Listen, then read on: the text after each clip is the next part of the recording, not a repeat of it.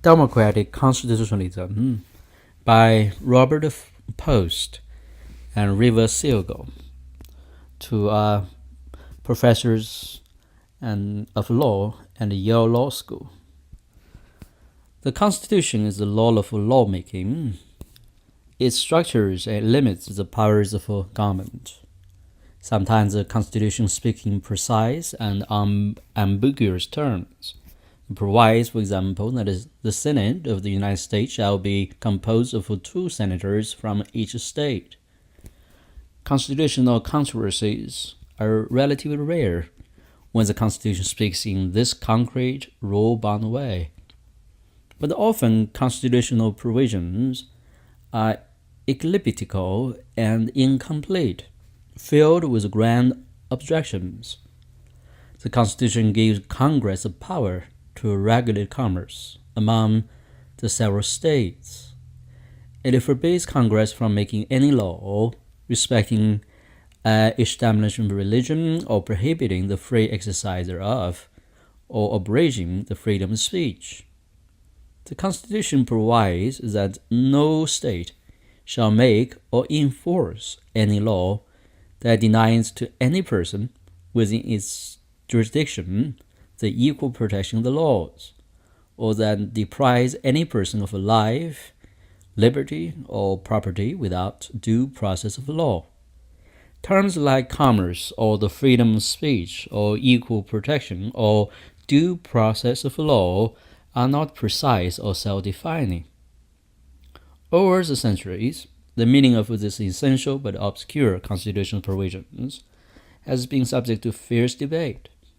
Our interpretation of these provisions has evolved dramatically, and the nation has developed. In the 19th century, congressional commerce power did not include the right to regulate manufacturing or to protect the rights of the employees. These were conceived as matters that the states alone could control. But by the end of the 20th century, congressional commerce power has expanded beyond anything the framers foresaw or imagined. Congress now routinely enact laws establishing Social Security, enforcing fair labor standards, and prohibiting discrimination in employment. Constitutional change of this kind is a commonplace. For over 120 years, the First Amendment's reach was quite limited. Government could use criminal law to punish persons who publish seditious libel, which is speech that challenges public authority. But through cases decided in the last 80 years, we have come to understand that the primary purpose of the First Amendment is to protect from criminal sanctioned speech that criticize the government. Similarly, the Equal Protection Clause was originally interpreted to authorize racial segregation that were separate but equal. But in 1954, the clause was reinterpreted in the famous case of Brown versus Board Education to prohibit racial segregation. Although the literal text of these important constitutional provisions has remained unaltered, the meaning of these texts has dramatically evolved.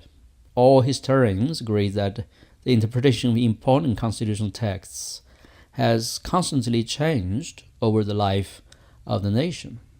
What is the significance of this fact? For some, change of this kind is a problem. They look to the Constitution to stand outside politics and fix the structure for our government. They believe that the chief function of a constitutional law is to offer prominence and stability. On this account, the Constitution's authority flows from consent, from the fact that we, the people, have ratified the document in 1789. If change is necessary, we must pursue the arduous amendment procedures of Article 5 to obtain the authority necessary to alter the text of the Constitution. The Constitution's authority thus flows solely from formal acts of ratification.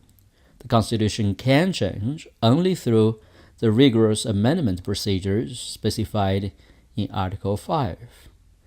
This view of the Constitution is well illustrated by Justice Scalia's dissent in the recent case for Obergefell versus Hodges, 2015, in which the court held that the Due Process Clause and the Equal Protection Clause prevent states from refusing to marry same-sex couples.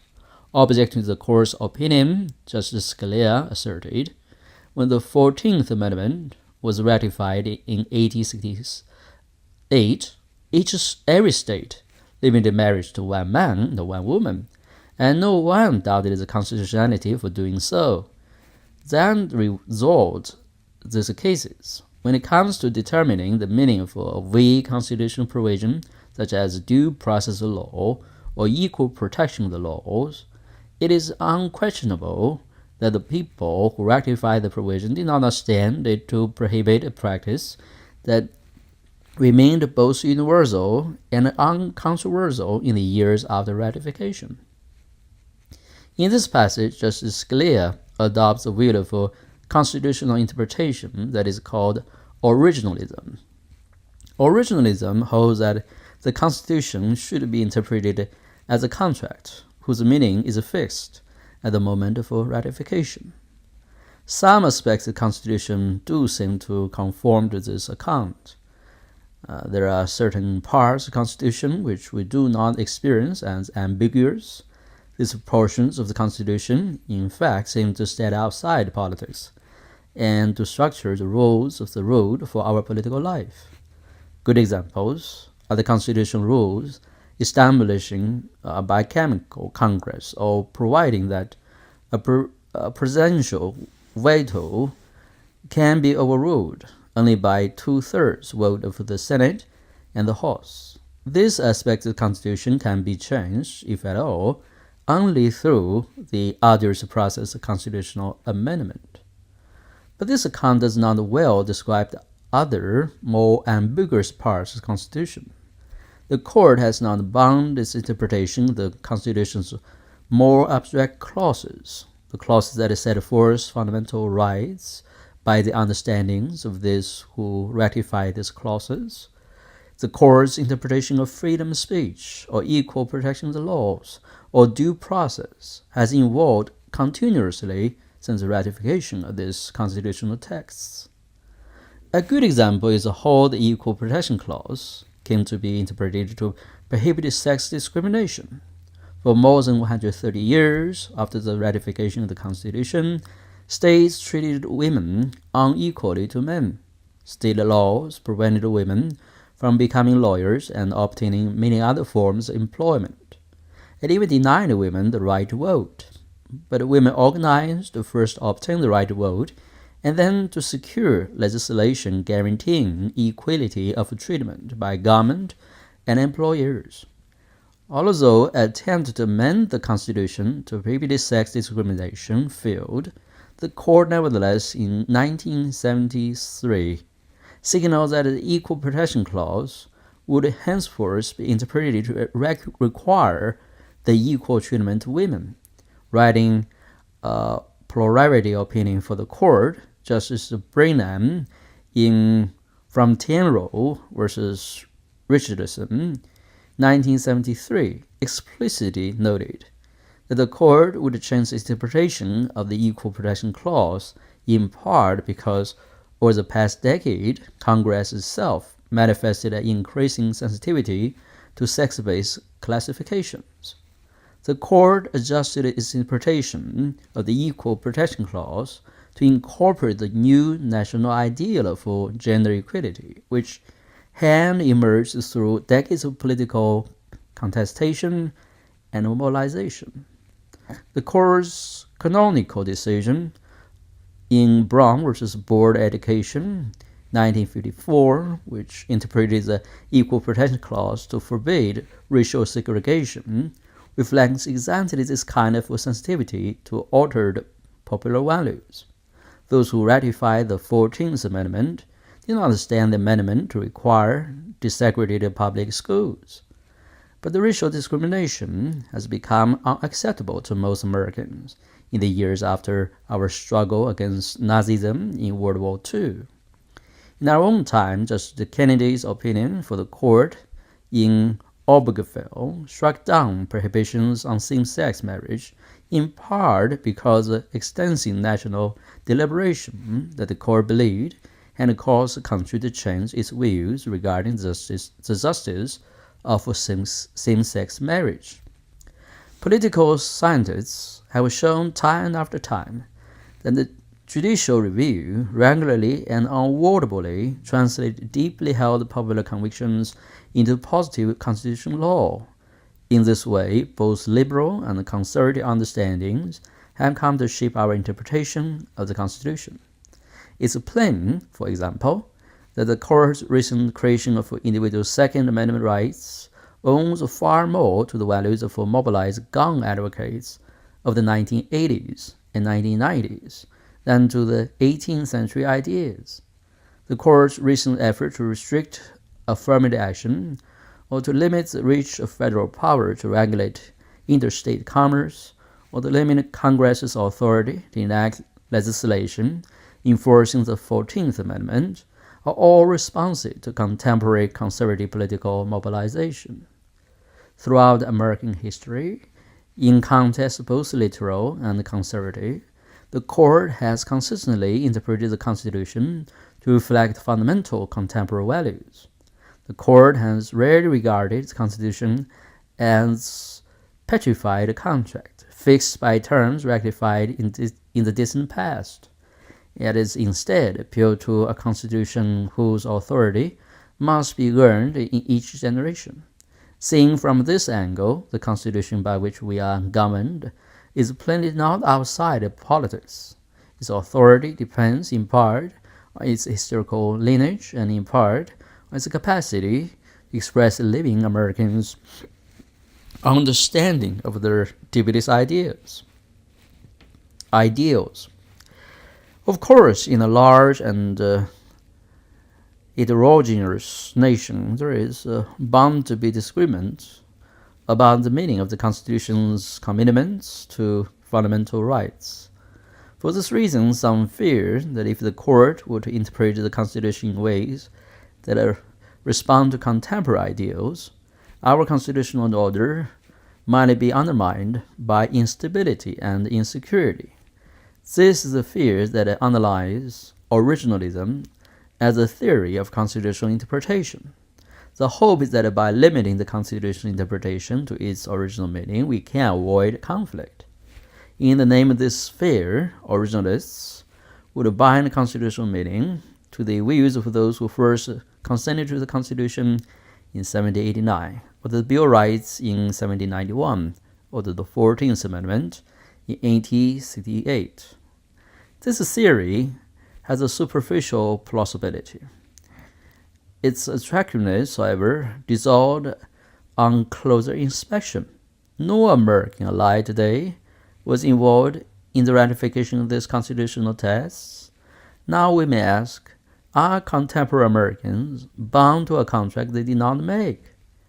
It is reasonable to ask living Americans to identify with the framers' agreement, when many, for example, women, African Americans, would not have been permitted to vote had they been alive at the time of the founding or even when the 14th Amendment was ratified.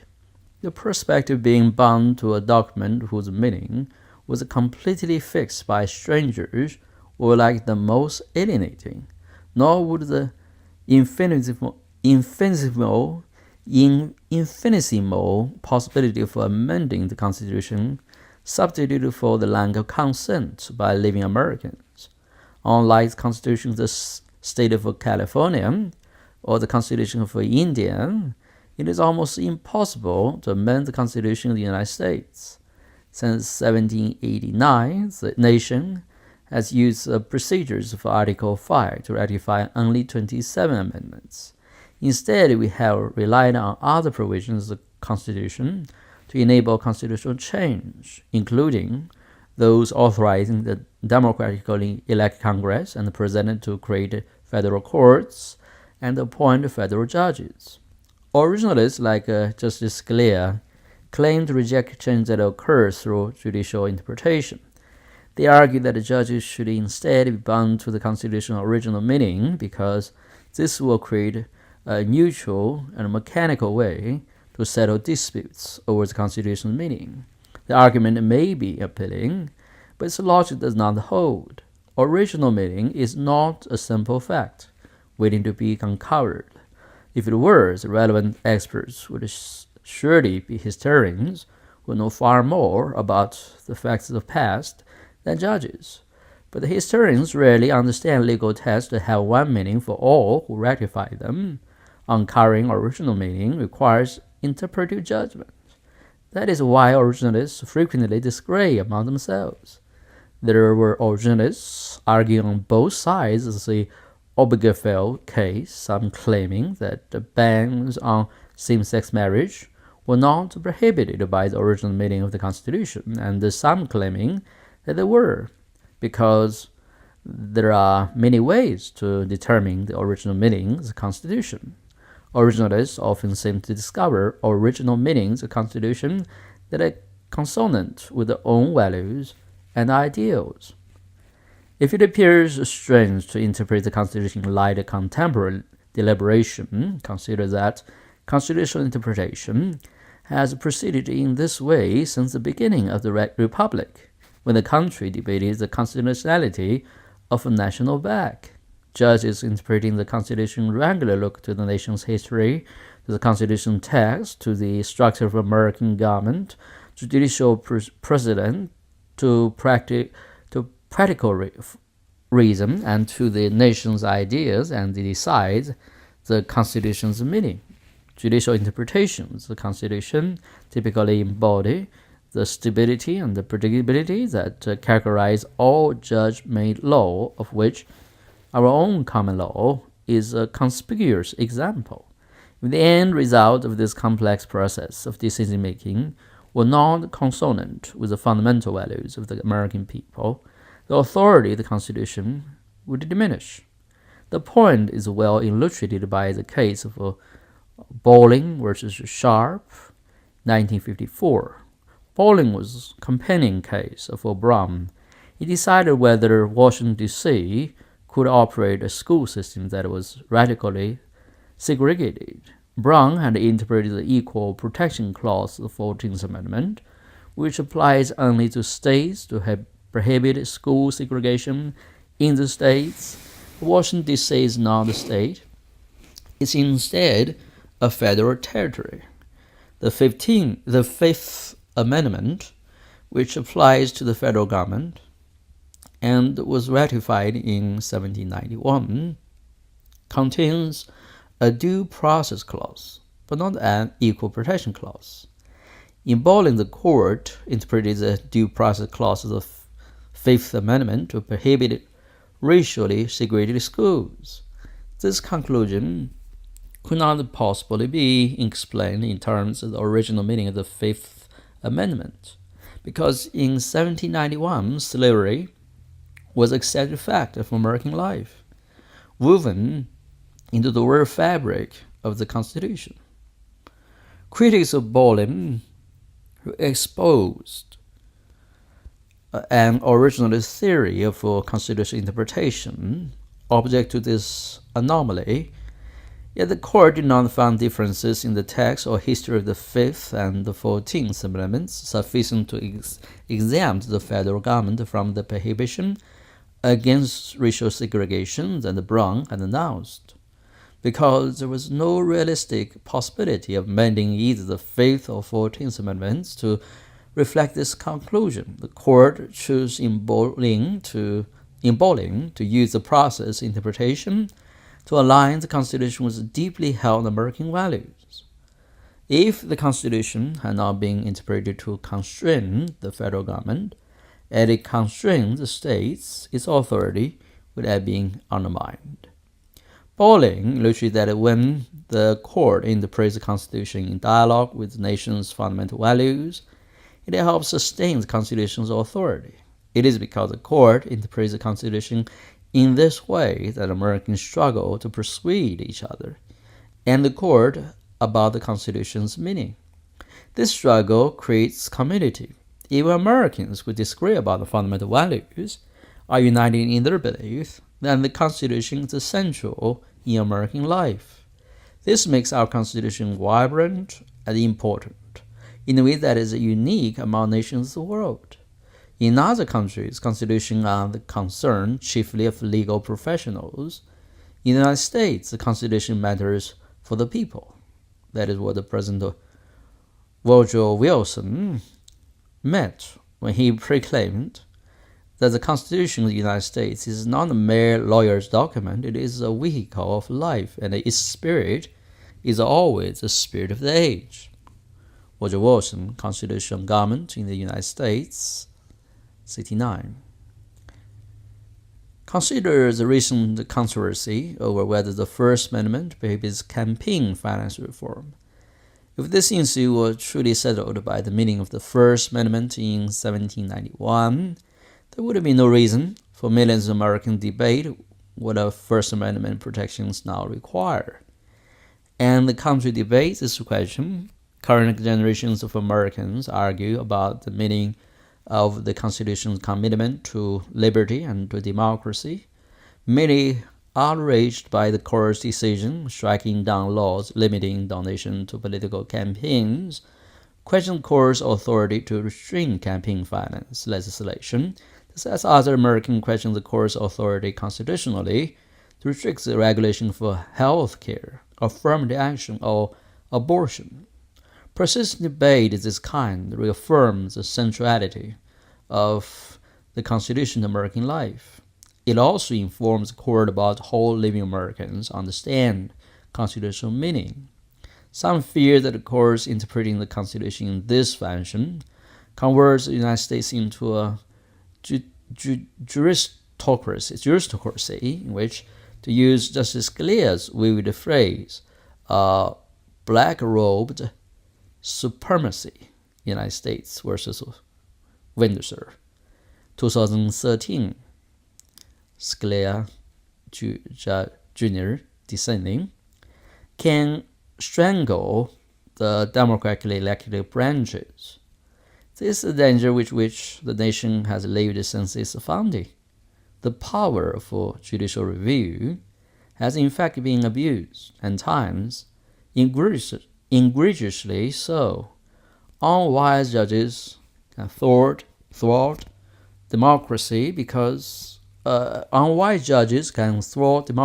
whether they adopt originalist theory of interpretation, as they did in the infamous case of Dred Scott versus Sanford, 1857, which held that African slaves and their descendants could not be citizens of the United States, or whether they adopt some other theories of constitutional interpretation, as they did in the equally infamous case of Lochner versus New York, 1905, which struck down a statute limiting the number of hours bakers could work each week. The important thing to remember, however, is that the court never had the last word. When the court pronounces its view of the Constitution, it is likely to spark controversy as to end it. This point was made in a pithy and amusing way by the comedian Jon Stewart in his book entitled America, the book, A Citizen's Guide to Democracy in Action. Stewart reports in this discussion of Roe versus Wade, 1973, that the court ruled that the right to privacy protects women's decision to have abortion. The fetus is not a person with constitutional rights, thus ending all debate on this once controversial issue. Jon Stewart, LA American, the book, A Citizen's Guide to Democracy, 19. Stewart's irony implies that when a historian would affirm all of those Supreme Court decisions exert immense authority, constitutional interpretations are truly and finally settled only when the people accept their wisdom, not simply when the Supreme Court speaks. If the court interprets the Constitution in ways that mistake the actual commitments of Americans, Americans will oppose its decisions. In the end, Alexis de Tocqueville, as in so many things, correctly perceived the nature of a constitutional polity when he observed that the power of the Supreme Court justices is immense, but its power springs from opinion. Justices, all powerful, so long as the people consent to obey the law. They can do nothing when they scorn it. Not of all powers, that opinion is the hardest to use, for it is impossible to see exactly where its limits come. Often it is dangerous to lag behind as to outstrip it. The federal judges, therefore, must not only be good citizens and men of education and integrity, qualities necessary for all magistrates, but they must also be statesmen. They must know how to understand the spirit of the age, to confront those obstacles that can be overcome, and to steer out the current when the tide threatens to carry them away, and with them the sovereignty of the Union, or obedience to its laws. Alexis de Tocqueville, Democracy American, 150 to 51. De Tocqueville's vision of judicial review is profoundly democratic. He affirms that the courts can lead and should guide public opinion, but that in the long run, courts are tethered to public opinion. The question is always whether the courts has interpreted the Constitution in a way that truly expresses American convictions. For this reason, we may call this understanding of judicial review democratic constitutionalism.